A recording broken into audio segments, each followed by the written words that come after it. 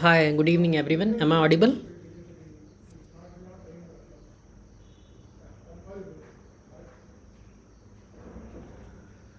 Hello. Am Yes, I? Okay. Thank you. Thank you.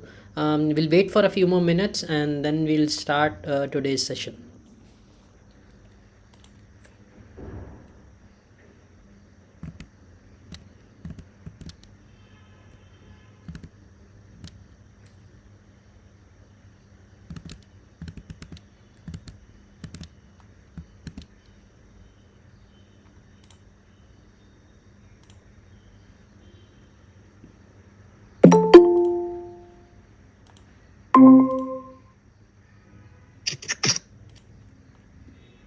hello, good evening, sir. Good evening, Rajiv. Good evening, Rajiv. We'll wait for some other folks and then we'll start. Let's wait for a couple more minutes.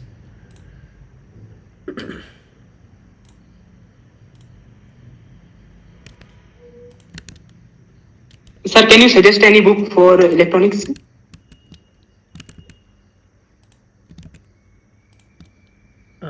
A book for electronics. Let me think. I've forgotten. There was a book I read from that. Is JB Gupta for electronics? I'm forgetting. Is that the book? Let me search. Hold on.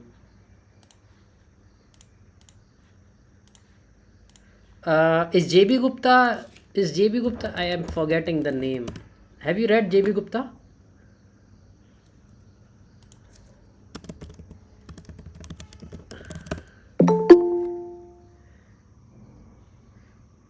Yeah, I think it's JB Gupta. But I for that is I'm audible, right?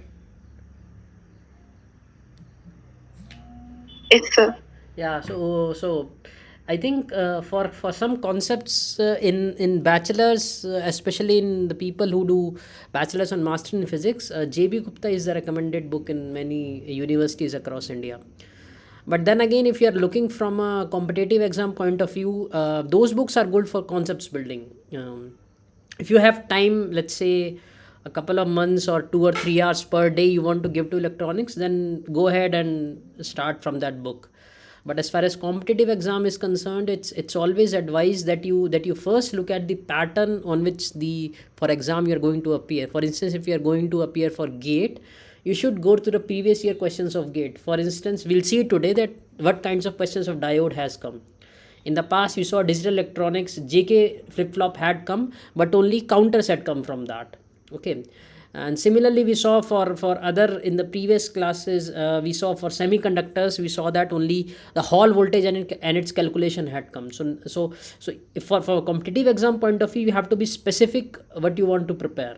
If you want to learn, if you want to read, if you want to gain in-depth knowledge, then yes, there are many books depending on how comfortable you are. For instance, that's what I said for JB Gupta. For bachelor's levels it's good, even for to an extent to a master's level also for concepts. But a competitive exam, it's a whole different thing. So you have to always keep ask always keep yourself asking this question, that what do I gain from this, what is my aim, and what if I go to this YouTube channel, what am I gaining, if I read this PDF, if I join this coaching, if I attend the class for gate and PTL, what am I gaining? Just keep asking those questions. Everyone has a different path for the competitive exams, so there's no hard and fast formula. For instance, I did not refer to any books personally, but I know my friends who refer to books and they cleared the exams. So it's always a mixed bag. Identify your strengths and weaknesses. A specific question, JB Gupta for electronics. Right. So now I'm going to present. Okay. So is the screen visible? Yes, sir. Right? Visible, yes? Yes, sir. Okay. So this is week 10. We have entered week 10 for gate. We are going through the previous year question papers of gate physics exam. This is week 10. My name is Amit. Today we are going to talk about diodes. So you must have read about, to be more specific, two kinds of diodes. So when we talk about diodes, okay, just hold on a second. Just wait a minute. Let me switch on my pen.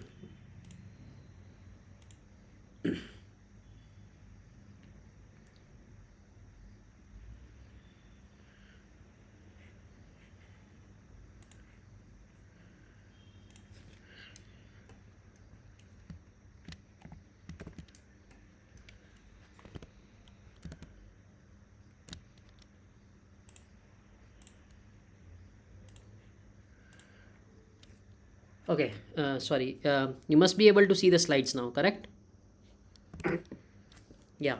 So today's topic will be a diode, and today we'll do diodes. In the week 11 class, we'll look at BJTs, that's bipolar junction transistors, and for week 12, which is the final week, we'll be looking at FETs, field effect transistors, in which it has two flavors: junction field effect transistors, JFTs, and MOSFETs, metal oxide semiconductor field effect transistors.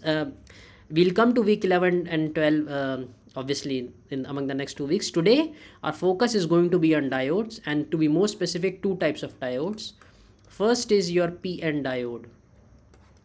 So we have read about the semiconductor. A doped semiconductor can be two types: P type and N type. So we know that P type are rich in holes, and N type is rich in electrons. So when we combine these two, we form a new device called a PN diode. So this is the first type of diode we'll see. Second type, we can also join a metal and semiconductor. So we'll see two flavors in today's class. So as always, now I'm going to play a few videos which relate to the solutions of PN diodes. Feel free to stop me anytime if you think that I'm going too fast, or if you want me to repeat something. As always, I'll stop after every video. I'll summarize it. I'll pause for your comments, for your questions and clarifications. Okay, so I'm going to play the video now.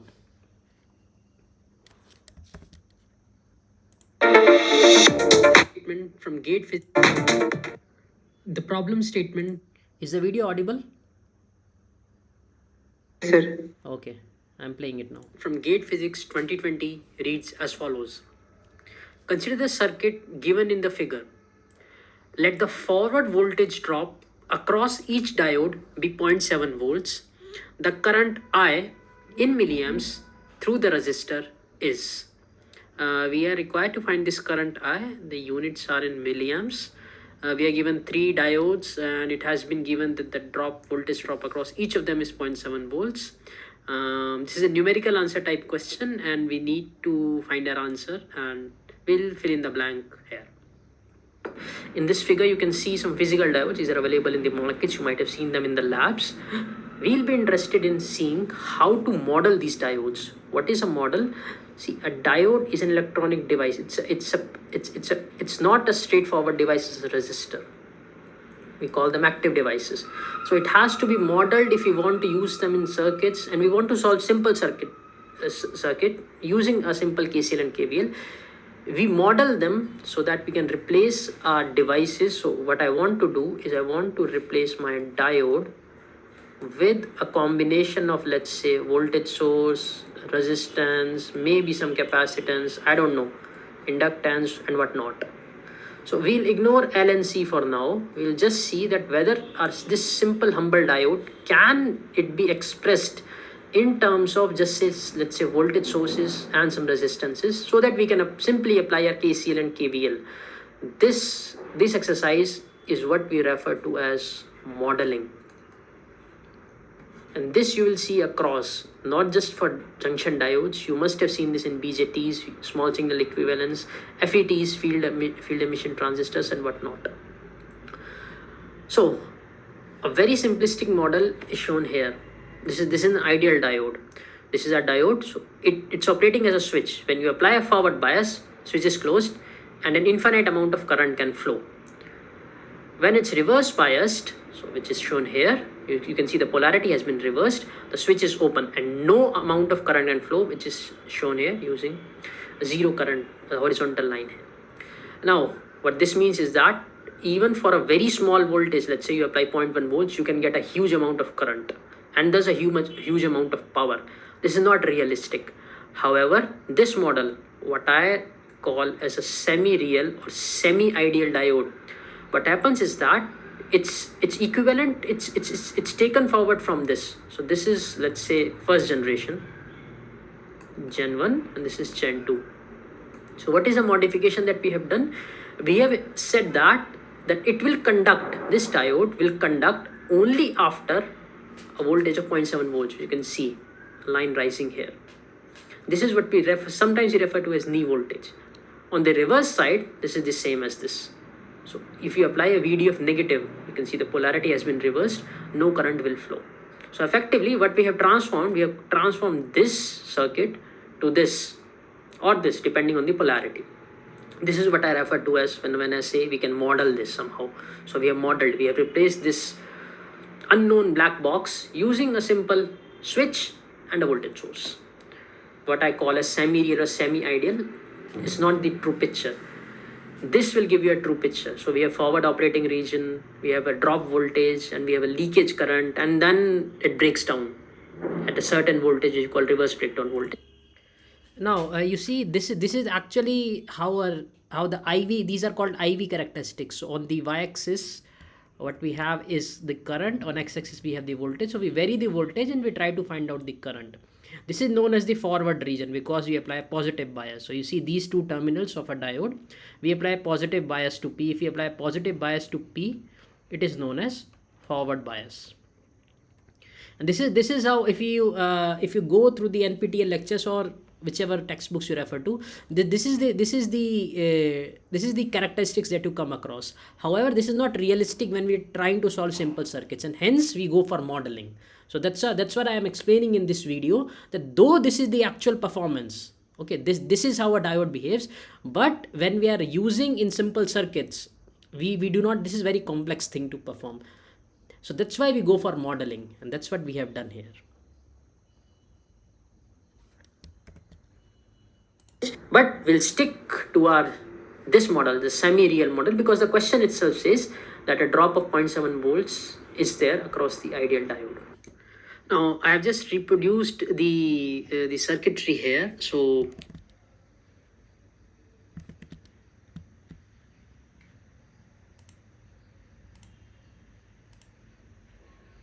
let's assume the current I is flowing, which is we require to find the value of I.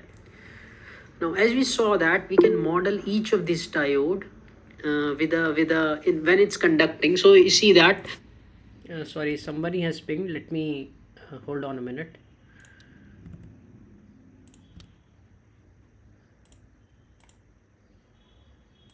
Okay, you are telling the answer. It's fine, let's solve it, because we also want to get through what is the process that we want to follow. Okay,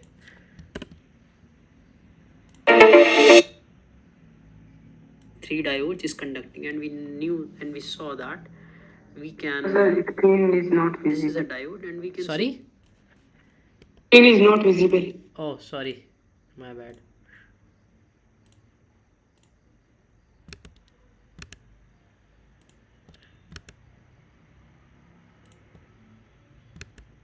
You can see it now, right? Yes, sir. Okay. When it's conducting, so you see that the current I will flow only when each of these three diodes is conducting, and we saw that we can. This is a diode, and we can simply, when it's forward biased, we can simply replace it with a battery of 0.7 volts. Right? This is the equivalent circuit in forward direction. So let's do that. Let's convert this circuit into a simpler circuit, which we can then apply KCL, KVL, and other equations. So this node is given 10.1 volts. This is 1 kilo ohms, and now we'll have three batteries back to back, right? and this end is grounded, and this will be 0.7, again 0.7, and the third one will also be 0.7, and a current I will flow here. So we'll try to find out the current. Now if we simply apply the the KVL in this loop, so you can, or in this leg of this of our electronic circuit, so I can write applying KVL in the circuit. I can simply say 10.1 minus IR, so the current is I and the value of resistance is 1K, minus 0.7 minus 0.7 minus 0.7 equal to 0. So all of these have been replicated here, and finally this is ground, so is equal to 0. So I'll take I into 1K to the other side, so it will be I into 1K. This will be equal to 10.1 minus, so 3 times 0.7 is 2.1, so that's nothing but 8. So I will come out to be 8 over 1K, which is nothing but 8 milliamps. So very straightforward thing. So we just apply, we know that this diode in an ideal condition can be modeled with a voltage source of 0.7 volts, and we did that. And in the forward condition, note that in reverse condition, this is an open circuit, this is an open switch. So we did that, and we found out that the current is simply 8 milliamps. So we just applied KVL, and we find out that the current is nothing but 8 milliamps. So let's write this current here. Units is milliamps, so we'll write is 8, and that would be our answer. So we are done with the first question. Do you have any comments about it? Anything you want to clarify? And Pratik just answered it right there. He must have solved it orally. That's good. Shall we move forward, or do you have any comments, any questions about it? Okay, I'll move forward. The next question is also similar to this, where we are modeling the diode in the forward condition with a battery source, with a voltage source. So we'll again see that how it's being done. So I'm going to play the next video for next question now.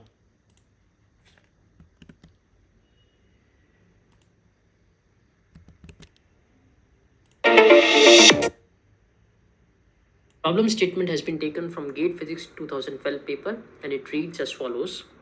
In the following circuit, the volt... It is visible and audible, right?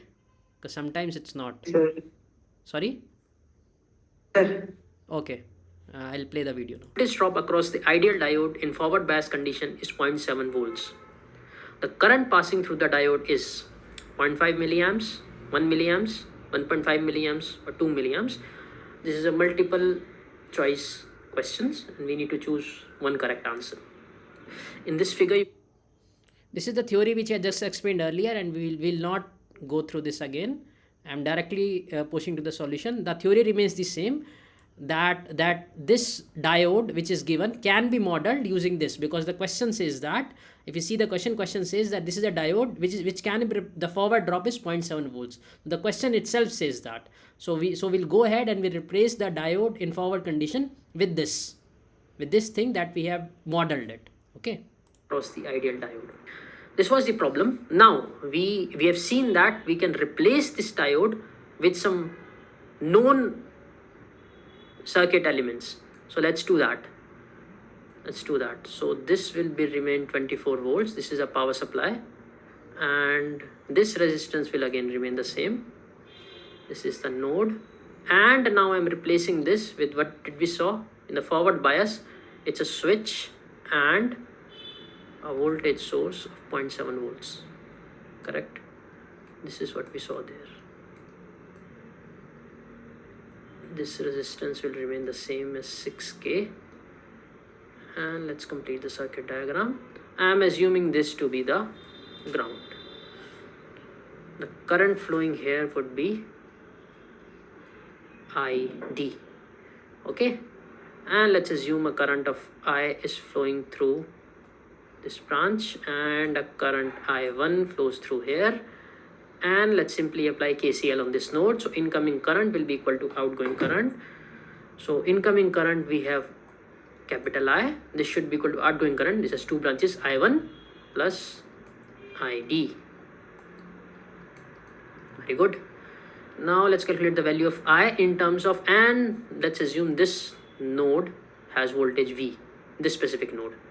Okay, so let's apply Ohm's law across this resistor. We will get 24 minus V.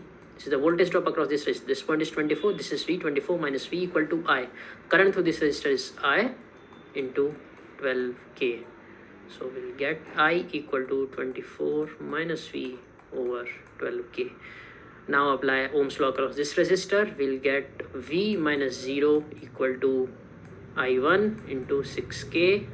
So I1 we got V over 6K. Again, this point is at V, and so this point will be at V minus 0.7 because there's a 0.7 volts drop across this voltage source. We'll do that. Ohm's law across this resistor will give us V minus 0.7 minus 0. See, this node is V minus 0.7, this node is 0. This should be equal to current. Current through this resistor is ID times 3.3K. So ID has come out to be V minus 0.7 over 3.3K. Now we have the expression for I, I1 and ID. Let's put all these three in this expression. So I'm rewriting this here. I equal to I1 plus ID. So I is 24 minus V over 12K. I1 is V over 6K plus ID is V minus 0.7 over 3.3K. So K will get cancelled, and you can also cancel the term 3. 3 is common in all these denominators. So we'll get 24 minus V over 4 equal to V over 2 plus V minus 0.7 over 1.1. I simply took 3K common from both sides from the denominator. Now let's shift V terms on the right hand side and constants on the left hand side. So we'll get what do we get? So we'll get 24 by 4 plus 0.7 by 1.1 equal to, we'll get V by 4 plus V by 2 plus V by 1.1. Let's solve the LHS first. So we'll get 6 plus 0.7 over 1.1. This is 3V by 4. V by 4 plus V by 2 is 3V by 4 plus V over 1.1. We'll get 6.6 plus 0.7, that's 7.3 over 1.1 equal to, let's take the LCM here. So that will be 3.3V plus 4V over 4 times 1.1. This will give 7.3 over 1.1 equal to 7.3V over 4 times 1.1. So 7.3 gets cancelled, 1.1 gets cancelled. We get V equal to 4 volts. Okay, very good. Now we were required to find the current through the diode. So we know the diode expression, it was somewhere. So it was here. So let's put this value of V here. So this would be ID 4 minus 0.7 over 3.3K. That would be 3.3 over 3.3K. This would be 1 milliamp. So we have calculated the value of ID as 1 milliamps. Let's go back to our question. Okay, so this was an option. So our correct option is B, 1 milliamps. Okay, we are done. We're done with the second question. Do you have any comments, any questions about it? Please ask. If not, then so everything, it's the same thing. Whenever a diode is in forward bias condition, we'll simply replace it with the battery of 0.7 volts, and we are doing it because the question itself says so. All right. So since there are no comments, now I'll move on with the next question. Next question is a little bit different. It is based on diodes, but this time we are going to see an application of diode, which in this case is a rectifier circuit. So let's go ahead with that.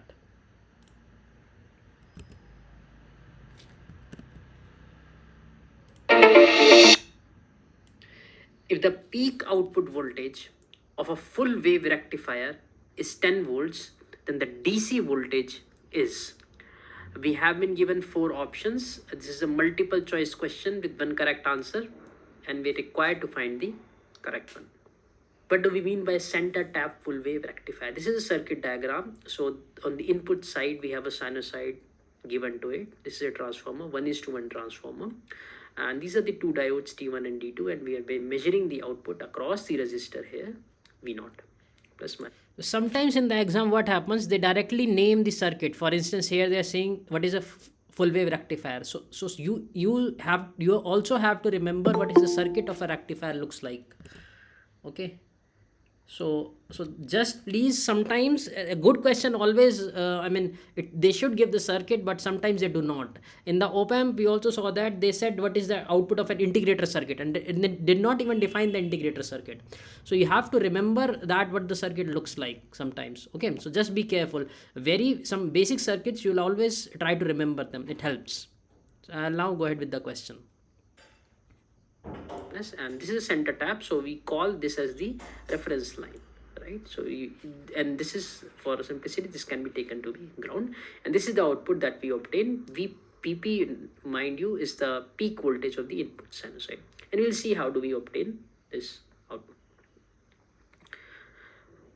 Before we try to see that, now we saw that there were diodes used in this, right? So what is this diode? What is a diode? How does it behave? So we know how a resistor behaves, but we don't know how a diode behaves, correct? So in the market or in the lab, you must have seen this is the photograph of a physical diode. P is connected to the, right? Must have seen this. So what's happening here? This is called the forward side. This is the symbol of a diode. So this is the P side. This is the N side. So when P is connected to the positive terminal and N is connected to negative terminal, we call a diode as forward bias. This is a forward bias condition. So below a certain voltage, let's call it VNE, the diode is very low current forward bias, and then the current increases. However, on the reverse side, there's very low current throughout, but at a certain time, we call breakdown, reverse saturation voltage or breakdown voltage, the current increases abruptly. Now this is not such a very simple let's say IV characteristic. Like resistor has a very simple one. It's I directly proportional to V, right? Sorry, this passes through the origin. It's I directly proportional to V. This is a resistor. This is not so simple. This is a complex one. However, while solving the problems in electronic circuits, we need to simplify this diode. And how we simplify this diode is something we call modeling. Okay, so this is how a modeling looks like. So this is a very simple model. What we do is that we assume the diode to be ideal, which means that rather than start conducting at VNE, the diode will start conducting at 0 volts itself, right? And below 0 volts, it will not conduct at all, correct? So this is how the output waveform. So we have transformed from this to this, right? And how do we know there are switches? So when V greater than 0, when it's forward bias, it will behave like a short circuit, and when V is less than 0, it will behave like an open circuit. This is the simplest way in which a diode can be represented. However, now see, in the last two questions, we saw that we were using this model because the question said that it has a forward drop of 0.7 volts. This time the question does not say anything. However, if you refer to the textbooks in full wave rectifiers, usually what we assume is that this model of diode with 0 forward bias drop. So in this question, I have used this model, the ideal model, in which there is no, the forward drop is 0, right? So what I'll do is that now I'll go ahead with the solution. That will start conduct at 0 volts. This means it can be replaced by a short circuit, or in forward bias and a reverse, and in case of reverse bias, a simple open circuit. Now this was a diagram, and let's come to the positive half cycle. This is we are showing only the positive half cycles, note that, right? So when the positive half cycle comes, so this is 1-to-1 transformer, so this will also get, so this is P side, this is N side. Now the P side will see positive voltage, right? And N side will see ground. This means this diode is forward bias and it will conduct.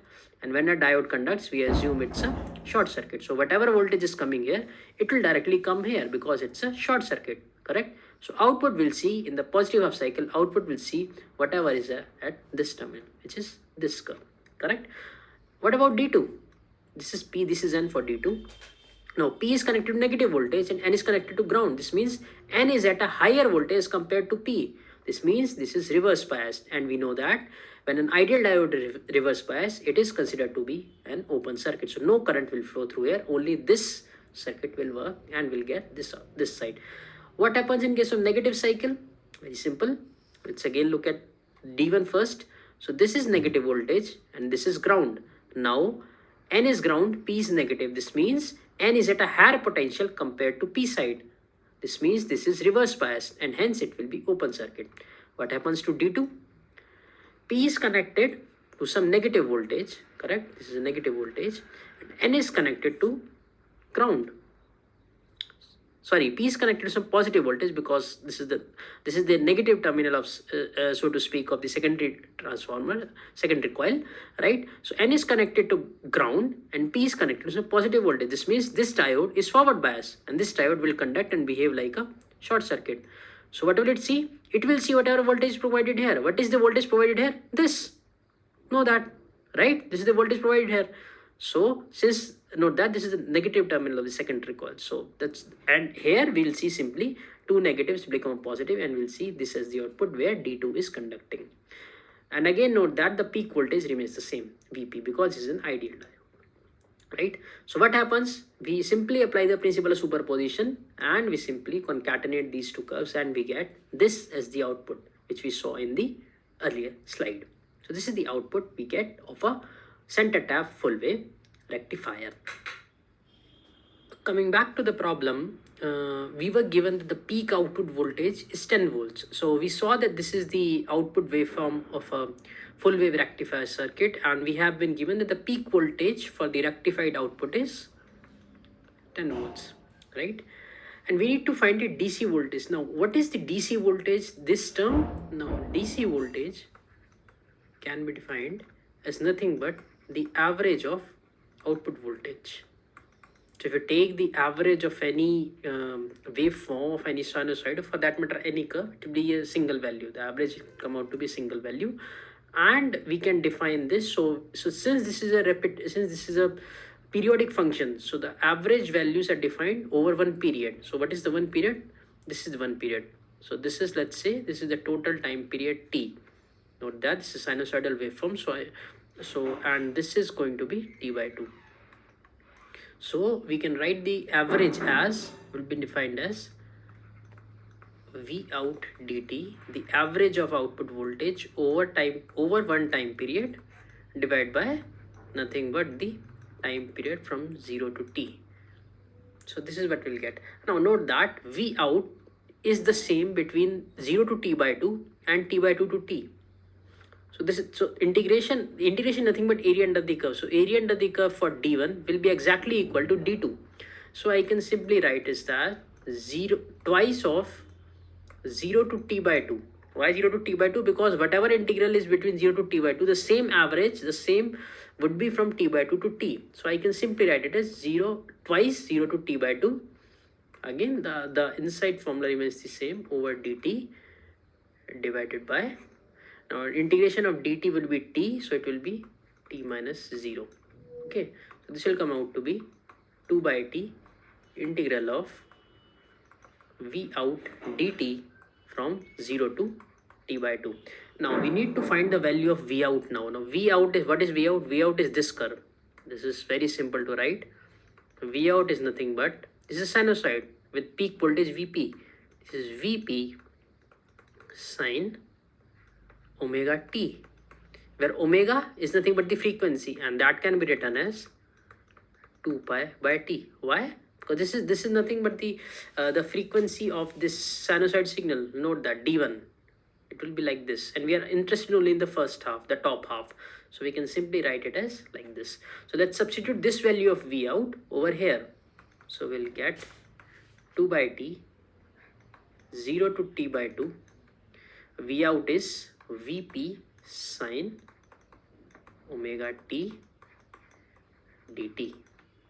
Let's integrate it further now. Vp is a constant, it will come out. So 2 Vp over t, 0 to t by 2 sine omega t dt.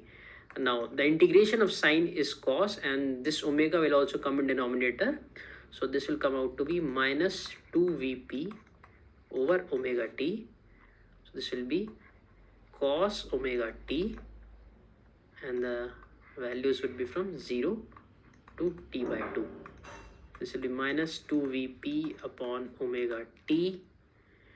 So we'll put cos omega, the value of t would be into t by 2 minus cos 0. Okay, this will come out to be minus 2 Vp upon omega t. Now cos, we can put the value of omega as 2 pi by t over here. Okay, so I'm putting 2 pi by t into t by 2 minus cos 0 is 1. T and t gets cancelled. This 2 and 2 gets cancelled. We'll get cos pi. So we'll get minus 2 Vp upon omega t cos pi minus 1. Cos pi is nothing but minus 1. Minus 1 and minus 1 will become minus 2. So the whole expression will become 4 Vp upon omega t. Now I'm writing it here. So we obtained that Vdc is nothing but 4 Vp upon omega t. Now what's the value of omega? We know that 2 pi by t. So we'll write 4 Vp upon, the value of omega is 2 pi by t into t. T and t gets cancelled. So this will get cancelled and we'll get 2 Vp upon pi. So we obtain Vdc is nothing but 2 Vp upon pi. If you put the value of Vp as 10, so this will be 2 into 10 by pi, that's 20 by pi. That will be 6 point something. The answer would be 6.36 volts. So you often in the textbooks you will see this direct formula. I have just derived it. So Vdc is 2 Vp by pi. If you can remember it, it's better. It's a short trick. It will save you some time. So that in case of full wave rectifier, the DC voltage or the average of the rectified output is 2 Vp over pi, and I simply, the Vp is given as 10, so you put it and you'll get the answer. Okay.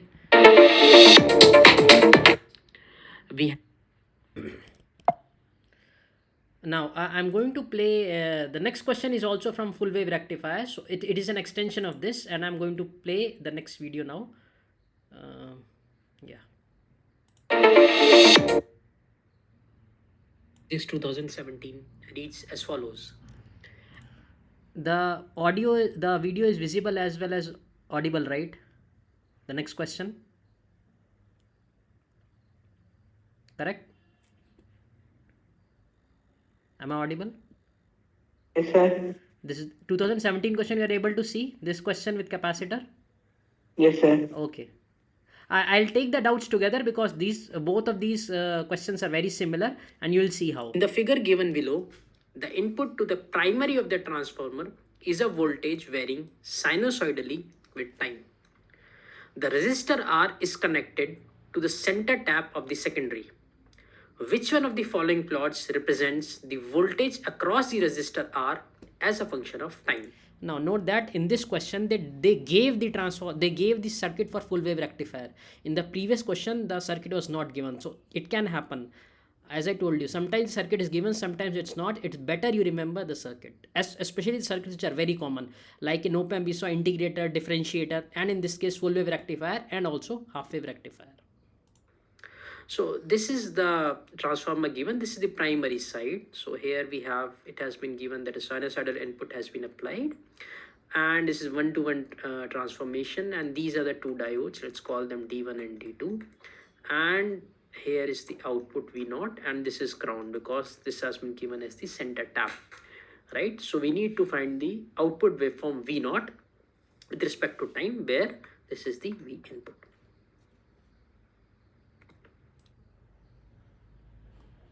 I'm skipping the theory part because we just went through. We saw that the diode can be modeled using, so this is using this thing, because this is an ideal. In case of full wave rectifiers, you can assume this is to be the model.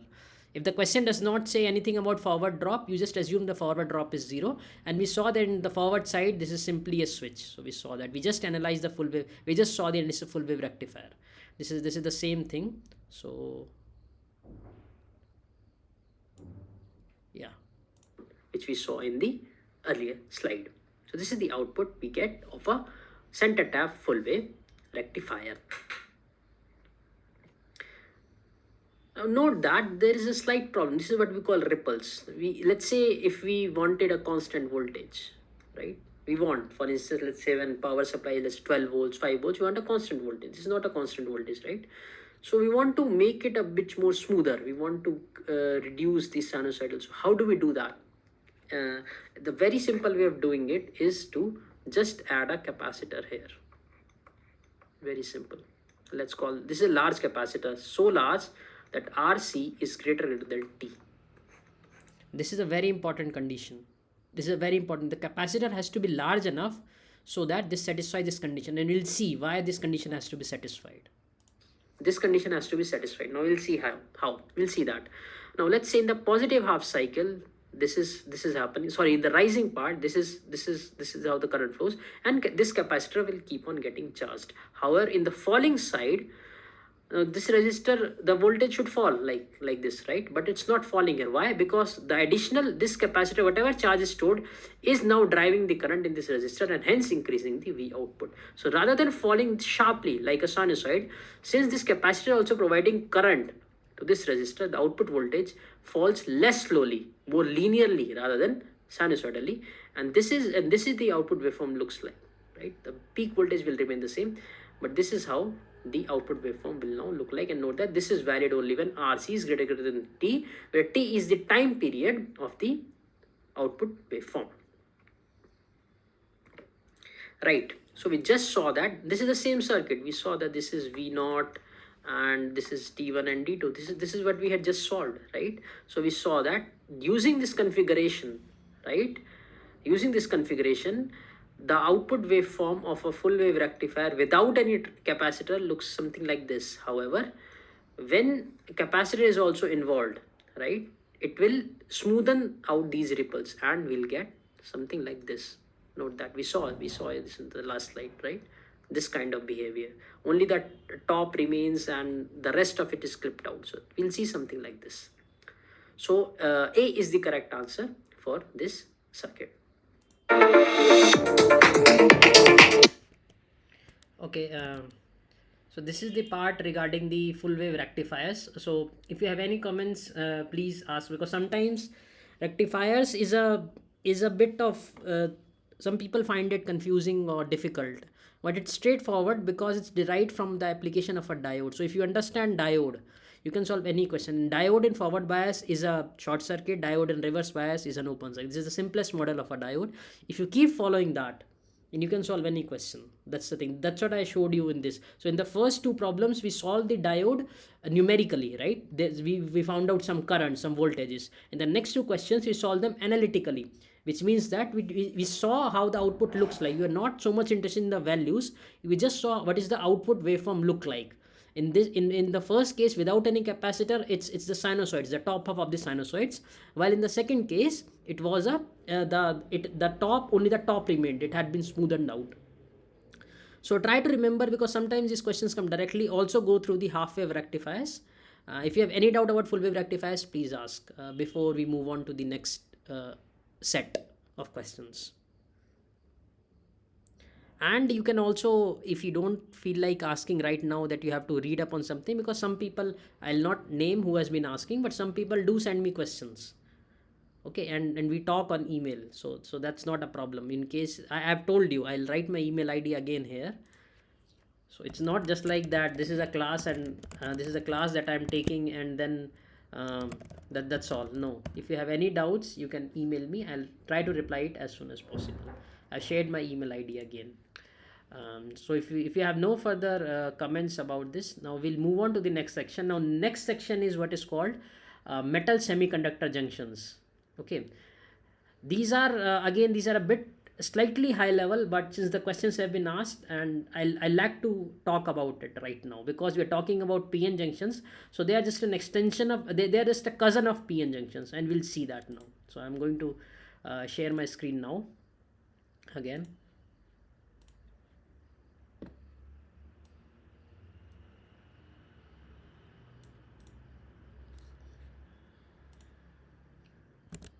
Right, is it visible? Yes, sir. Okay. So I have not done the video for this because I need a bit more time, more freedom to express myself. So what's been written here? So first they have defined what is a metal semiconductor junction. So what a metal semiconductor junction, it says, is formed when a metal on the left and a n-type semiconductor on the right. So it's something like this. So this is metal, and let's say this is n-type silicon. So this is what is called a metal semiconductor junction, because on one side you have metal, on the other side you have a semiconductor, right? And it also says before forming the junction, okay, note that every material has something called work function. Every material in the universe has something called a work function. Gold has a work function, silicon has a work function, n silicon has a different work function than p silicon, and so on. Every metal, every non-metal, every metal, every semiconductor has some work function. Okay, so work function is an entity that energy required for an average electron to knock out of the you must have read about in photoelectric effect. This is used, if I remember correctly. Photoelectric effect, you see this. Okay, so just for the sake of understanding, work function is nothing but a quantity which denotes how much energy you need to provide to free the atom from a lattice, from a crystal. Okay, so it says that there are so the EF of metal lies below that of semiconductor. We'll see in the next slide what does this mean, and say which of the following schematics are correct. So we need to find this is called a band diagram. In options A and B, you have been shown what are called as band diagrams. These are called band diagrams, and this is called IV characteristics in option C and D. So we need to find what is the band diagram look like and what does the IV characteristics look like. This has more than one correct option, mind you, so we have to be careful here, right? So this is what we talked about. Metal on one side, semiconductor on the other side. This is called a metal semiconductor junction. Okay. Now there are two cases. So I told you every material has a work function. This is denoted by phi. So let's say it is phi m and this is phi s. Now only two things are possible. If phi m is less than phi s, so what will happen? Now understand it through this. So on the left side you have a metal. So this is the Fermi level. In the metal, below the Fermi level, it's filled because there are electrons here. So there are electrons here, everywhere below it. And the distance, this is the energy on the y-axis. So the energy difference between the Fermi level and some vacuum level is the work function of this metal. Similarly, on the right side you see the n-type semiconductor. Okay, you see the n-type semiconductor. This is the valence band. So obviously this is filled with electrons. And this is the conduction band. There are some electrons and some empty states. And this is the Fermi level. Since this is an n-type semiconductor, so the Fermi level is close to the conduction band. We saw in the earlier classes for semiconductors that. And again, what is the work function for this semiconductor? Work function is nothing but the energy difference between the Fermi level EF and the vacuum level. So this is phi s. And you can clearly see phi s is greater than phi m. When phi s is greater than phi m, we form an ohmic contact. So ohmic contact looks something like this. I directly proportional to V. This is passing through origin, right? We saw that. I directly proportional to V. This is an ohmic contact. This is I. This is V. So this is what is here. So if phi s is greater than phi m, it is an ohmic contact. This is a question can be asked directly. So you try to remember this. Okay. What is the second case? Second case can happen. Phi m is greater than phi s, right? And such a contact when formed is called a Schottky contact. This is the name of the contact. This is the ohmic contact. This is a Schottky contact. So again, phi m is nothing but the energy gap between the Fermi level and the vacuum level. This is phi m here. What is phi s? This is phi s. Phi s is nothing but the energy difference between Fermi level and vacuum level. Now you can clearly see that phi m, this is greater than phi s, and when two such materials are brought together in contact, a Schottky contact is formed.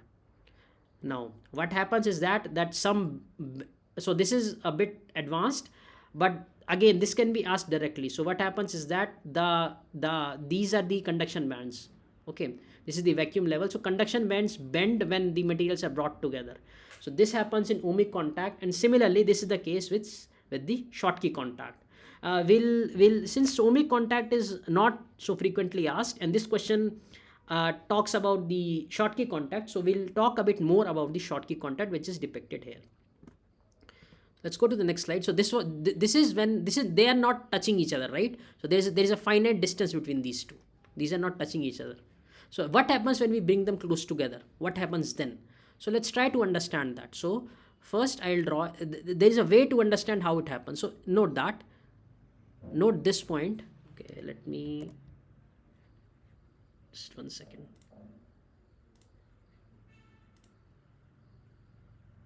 Yeah, okay. So just note this point and this point. Excuse me. Okay. Just compare these 2 points. So there are electrons here, right? There are some electrons here. And there are some empty states here. There are some empty states because this is above Fermi level. So every system will try to go to least energy. So what happens when these two are made in contact, when we bring this semiconductor close to metal, electrons from here will jump here. I repeat, there are electrons here in this conduction band and there are empty states just above the Fermi level. So what will happen is that the electrons here, when this semiconductor comes in contact with metal, electrons will jump from here to here. And when electron jumps, they leave a positively charged ion here. Note that this is an n-type semiconductor. So there are donors here. So it will leave n-type and it will create what is called a depletion region, right? But in equilibrium, we know the Fermi level should be the same. So what will happen? I am drawing this diagram again. Just note carefully. So this is EF for metal. This is completely filled, right? And this is this point. This point I am redrawing here, correct? And we also know that the Fermi level, so this is the junction now. The junction, and we know that Fermi level should be constant throughout in equilibrium, right? So this is the Fermi level and conduction band is close to Fermi level. We also know that. Why? Because this is an n-type semiconductor. So this point will remain the same and the conduction band will bend like this. Like this. Similarly, following the conduction band, valence band will behave the same. Why valence band will behave the same? Because Eg has to remain constant. So Eg has to remain, whatever Eg is here, same Eg should remain here, and thus we see that the bends have bent, right? So this is again filled, completely filled with electrons. So this is how the circuit diagram looks like. So what happens? The electrons from here jumped to a lower energy state, leaving behind positively charged donors here, and which created a depletion region, which we are seeing here. Which depletion region is always comes in energy band diagrams as a parabola. So that's what we are seeing here. And this is Fermi level has to be aligned. So this is how the final configuration looks like in a Schottky contact. Note that this is in equilibrium. So this is what's happening in equilibrium. How do we know it's in equilibrium? EF should be same in metal and semiconductor. So it's the same. So that's how it looks like, and this is being depicted again in a more formal manner here. Now this jump is known as phi b or Schottky barrier.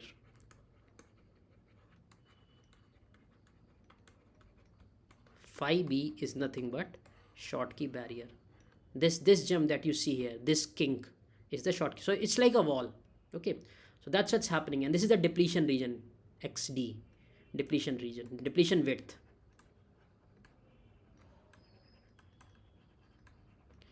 VBI you see is nothing but the built-in potential. Note that PN diodes also has a built-in potential. So this is the similar concept. So this is the built-in potential VBI, which is the difference between this level, the conduction band at the junction versus in the bulk.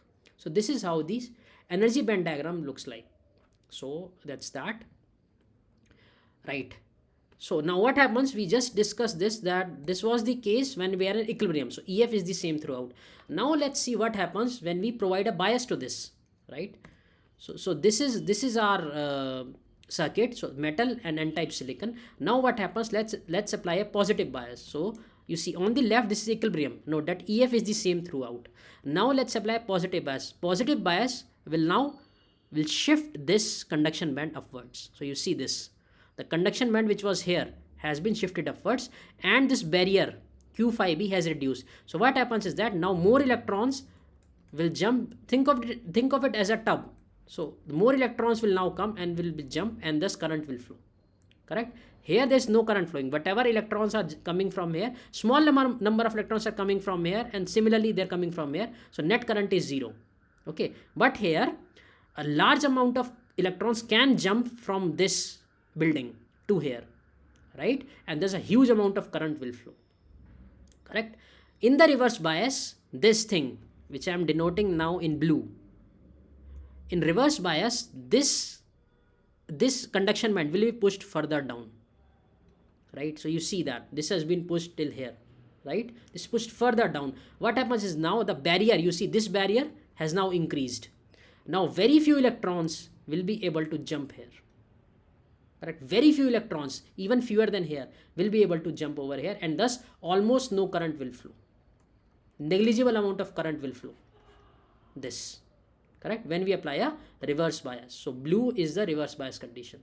What do we mean by reverse bias? This means that metal is negatively polarized and semiconductor is positive. And what do we mean by positive bias? Positive bias means metal is positive and semiconductor is negative bias. So this is the bias here. So that's what happens, and we saw this in the question. We just discussed this. So what's happened? We saw that this is the case. We discussed this. So this is the bend. This is the type of bending that we observe. The EF should be the same in the bulk. This is the bulk region. This region is called the bulk region. In the bulk region, EC is close to EF because this is an N-type semiconductor. So this is the case, and the band bending happened. So among these two options, A is the correct option. And we saw that in the forward side, huge amount of current will flow like this. But on the reverse side, negligible current will flow and it will remain constant more or less. So in this case, C is the correct option. So A and C are the correct options for this question. Right? So I'll stop here because this was I don't know whether you had read it before or not, but if this is a new concept, then I'd like to pause a bit here, and I'll just, if you have any doubts, please ask now. I will not move forward until we just are clear with this. If you have any doubts, you want me to repeat anything, please ask. I'll do so. I'll be more than happy to do so. Okay. I have doubt about what are active and passive devices. How we can categorize them, because sometimes it is given that diode is active and sometimes it is given diode is passive. So no, diode is an active. I'll come to that. We'll talk about it. Let me just first complete this. So this is the second question on metal semiconductor. This is the same thing as that. So I'll just quickly finish through this. So it says 5m is greater than 5s, and again n types. So very similar question to the previous one. Okay. So it says what is the output waveform look like. So we just saw that. So this is the output waveform it looks like, right? So this is your Schottky diode. So in the forward side it conducts, and we saw in the reverse side it remains constant up to a certain level, right? However, if you even apply more negative bias to a Schottky diode, this is the symbol of a Schottky diode. So if you apply very large negative bias, just like a diode breaks down in blue, a diode breaks down, a Schottky also breaks down, and it conducts huge amount of current, very large amount of current, just like a normal PN diode. So this is a breakdown voltage for a Schottky. We break down. Okay. So in this question, where is the question? Yeah, in this question, see, this is one metal semiconductor junction. This is another. So what happens is that one will be forward biased. So this is the condition given. So one will be forward biased. If this is forward biased, this is reverse biased, right? So we know that in forward bias, the current looks something like this. And reverse bias, current looks something like this. Now, in order for the current to flow, this also has to be broken down, otherwise no current will flow. Correct? So I'm drawing the right one in blue. So this has to be reverse bias. So the huge amount of current will flow in this when red is forward bias, when the first device is forward bias. So when the first device is forward bias, the second has to be reverse biased, and vice versa. So you'll get this kind of profile. So which is in option A. Yeah. So now I'll talk about the doubt that you asked regarding. Just a second though.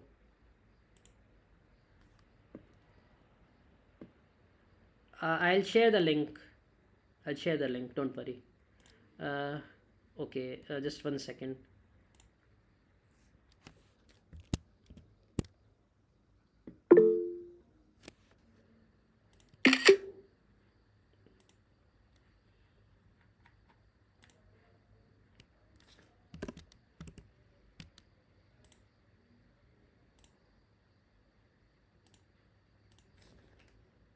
Okay, I hope my screen is visible, right? Yes, sir. Huh. So it's more of you can understand it by just by looking at the word. Passive means it will usually do it will not do anything by itself. For instance, a resistor. Resistor is a very, it doesn't do much. What it does is that, so let's say you apply a voltage V. Okay, you apply a voltage V. What it does is that it just divides this V. In order to get I, we just simply divide by R, right? It's not doing much. So that's the understanding. That's the thing that when we mean by passive. Active devices are not just sitting there, right? Active devices do actually some, like for instance in operational amplifier we saw that how should I say this, um, they amplify the signals and things like that. Let me search for a good example what I mean. Just hold on a second, let me think.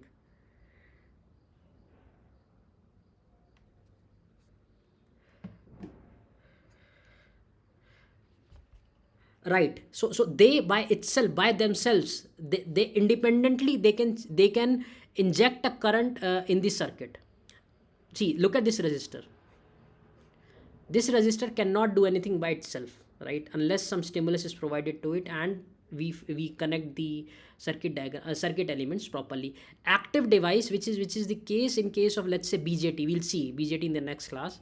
This is a symbol of a BJT, right? So this BJT, what it does is that this is how it's represented. This is base, collector, and this is source, or sorry, emitter in this case. So this is an active device. Why? Because just by changing the voltage here, the current here, you can change a lot of current here, right? So, and you can actively decide that, let's say for base you are giving in one case 1 microamps current, and you can get collector current, so IB is 1 microamp, and let's say you can get collector current as 1 milliamps if you choose. In the same scenario, even if you gives 1 microamps, okay, IC can be so let's say not 1 microamps, let's say you get 10 microamps, okay, and you may still get 1 milliamps. Or the third case, when let's say IB is 1 microamps and you can get IC as 10 milliamps maybe, or 0.1 milliamps. So what's happening is that a device itself by itself, just by small tweaking, is creating much more changes. So that's what we mean by active devices. Resistor cannot do it. We cannot tune a resistor. We cannot do anything about a resistor. However, in BJT we have control. So how much charge is flowing, at what time it is flowing, active devices do that. That's why they are called active. They're not just sitting there, they're not waiting for commands. They themselves can give commands to the circuit how to behave and how not to behave. I'll try to think some more. I'll try to create a circuit next time in the next class, where we can easily identify, where you can easily see which are active devices, which are passive devices. Okay, so for even in this class we saw this example. Where was it? This circuit. Okay, so here note that diode was deciding whether it's conducting or not, correct? You remember this? Diode was deciding what was the current flowing. What was resistor doing? Nothing. You note that we did not talk about resistor, is just sitting there. However, diode decides whether current flows here or not. We saw that, right? But resistor did not decide the current flows here or not. Resistor is just sitting there. Similarly, capacitor did not decide whether what is the direction of the current, or how much current should flow, right? It did not decide. So active device, I mean, it puts in efforts, as to say, it decides that in which direction the current should flow, how much current should flow. That is what is mean by an active device in very crude terms, in very simple terms. Passive will just sit and do nothing. Okay. So that is the difference. I hope I have been a bit clear, and in the next class I'll try to identify more examples. Okay, so that is it somewhat clear though? Yes, sir. Okay, okay. So yeah, any other questions, any other comments? Okay, so you asked me, so what should I do? Okay, so I cannot post many. I have at least 8 videos now, so you can go to this channel. Okay, this is a YouTube channel, and I have uploaded each of my videos, live sessions there. You can just visit them. If you have any doubts, you can, any comments, you can just comment below it or email me if you like. Okay, so yeah, that's it. If you have, okay, for next class we'll be doing bipolar junction transistors. If you find time, please do a basic reading of them, because I'll be solving questions. I will not be going into the theory of it. Like today also in diode we solved questions, and we did not see that why does the diode IV characteristic come out the way it comes out to be. Okay, so just try to read up a bit on BJTs. What is a collector, what is an ammeter, what is a base, things like that, some basic things, so that you are able to follow in the class. Otherwise it's a waste of your time. That's all I want to say. So in case no more questions, no more comments, we'll wrap up today's session, and I'll see you next week Sunday. Okay, any questions? Thank you, sir. Okay, you're welcome. You're welcome. Thank you, people. Thank you, sir. Welcome. Good night. Good night, everyone. Good night. Stay safe. Bye bye.